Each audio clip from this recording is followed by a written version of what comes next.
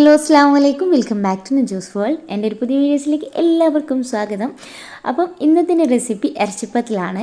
അപ്പോൾ നല്ല അടിപൊളി ടേസ്റ്റി ആയിട്ടുള്ള ഇറച്ചിപ്പത്തിലാണ്. ഇറച്ചിപ്പത്തിൽ എല്ലാവർക്കും കഴിക്കാൻ ഭയങ്കര ഇഷ്ടമാണ്. പക്ഷേ അതിന് സൈഡെല്ലാം ഈ മുടഞ്ഞെടുക്കുന്ന ഒരു പണി വിചാരിച്ചിട്ട് ഒരുപാട് പേര് ഉണ്ടാക്കാൻ മടിയേക്കുന്ന ഒരു കാര്യമാണ്. അങ്ങനെ സൈഡൊന്നും മുടയാതെ തന്നെ എളുപ്പത്തിൽ ഉണ്ടാക്കിയെടുക്കാൻ പറ്റുന്ന റെസിപ്പിയാണ്. ഇപ്പോൾ സ്കിപ്പ് ചെയ്യാതെ തന്നെ ഫുള്ളായിട്ട് കാണാം കേട്ടോ.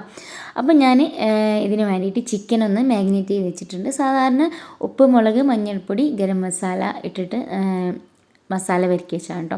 അപ്പോൾ അതൊന്ന് ഞാനൊന്ന് ഫ്രൈ ചെയ്തെടുക്കുന്നുണ്ട്. വെളിച്ചെണ്ണയിലാണ് ഫ്രൈ ആക്കി എടുക്കുന്നത്. ഇതേ വെളിച്ചെണ്ണയിൽ തന്നെയാണ് നമ്മൾ ഇതിൻ്റെ മസാലയും വഴറ്റിയെടുക്കുന്നത് കേട്ടോ. അപ്പോൾ ചിക്കൻ നല്ലതുപോലെ ഒന്ന് ഫ്രൈ ആക്കി എടുക്കാം. അപ്പോൾ ചിക്കനൊക്കെ ഇവിടെ ഫ്രൈ ആയി വന്നിട്ടുണ്ടെങ്കിൽ നമുക്കിതൊന്ന് എണ്ണയിൽ നിന്ന് മാറ്റാം കേട്ടോ. അപ്പോൾ ചിക്കൻ നല്ലതുപോലെ തന്നെ പൊരിഞ്ഞോട്ടെ, ഷാലോ ഫ്രൈ ഒന്നല്ല, നല്ലതുപോലെ തന്നെ പൊരിഞ്ഞു വരാം. നമുക്ക് മിക്സിയിൽ അടിച്ചെടുക്കേണ്ടതാണ്. ഇനി ഇതിലേക്ക് ഞാനൊരു മീഡിയം സൈസ് 3 സവാള നേരിയതായിട്ട് കട്ട് ചെയ്തിട്ട് ഇട്ട് കൊടുക്കുക കേട്ടോ. നീളത്തിൽ തന്നെ കട്ട് ചെയ്യുക, അതായിരിക്കും ഒന്നും കൂടി ബെറ്റർ ആവുക. എന്നിട്ട് ഈ ഒരു വെളിച്ചെണ്ണയിൽ കിടന്ന് നല്ലതുപോലെ ഒന്ന് വഴറ്റിയെടുക്കണം. കൂടുതൽ ഓയിലിൻ്റെ ആവശ്യമില്ല, കുറച്ച് ഡ്രൈ ആയ രീതിയിലാണ് ഞാൻ ഈ ഒരു മസാല തയ്യാറാക്കി എടുക്കുന്നത്.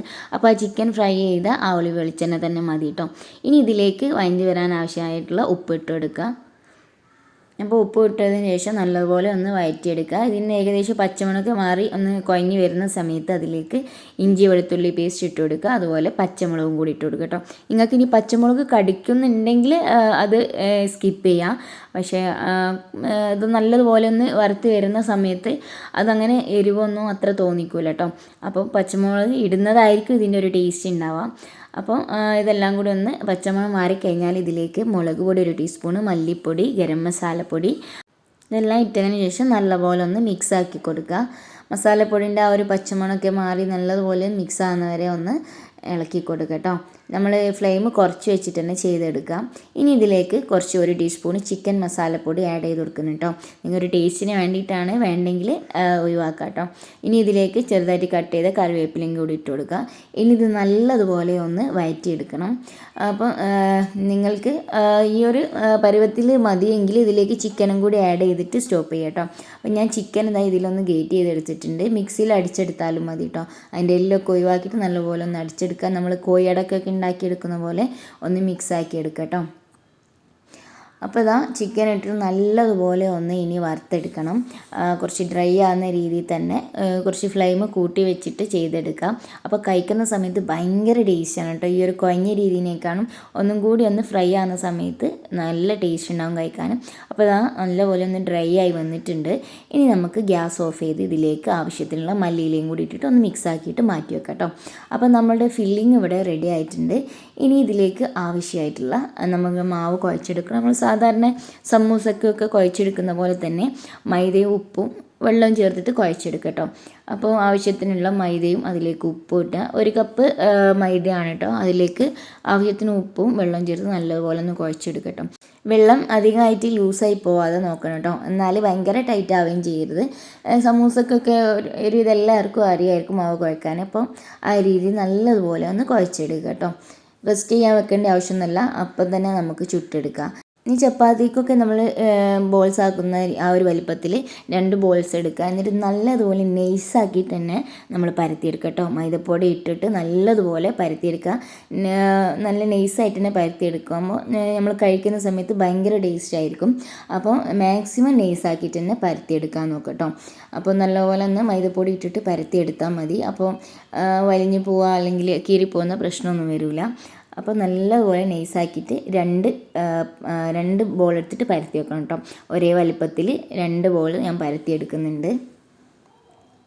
നമ്മൾ ഓരോന്ന് പരത്തി ഉണ്ടാക്കുന്നതിനേക്കാളും എളുപ്പമാണ് ഇങ്ങനെ ചെയ്തെടുക്കാൻ കേട്ടോ. അപ്പോൾ 2 ബോൾസ് ഞാനിവിടെ പരത്തി എടുത്തിട്ടുണ്ട്. ഇനി ഇതിലേക്ക് നമ്മൾ ഉണ്ടാക്കി വെച്ചിട്ടുള്ള ചിക്കൻ്റെ ഫില്ലിങ് ഒന്ന് വെച്ച് കൊടുക്കുക.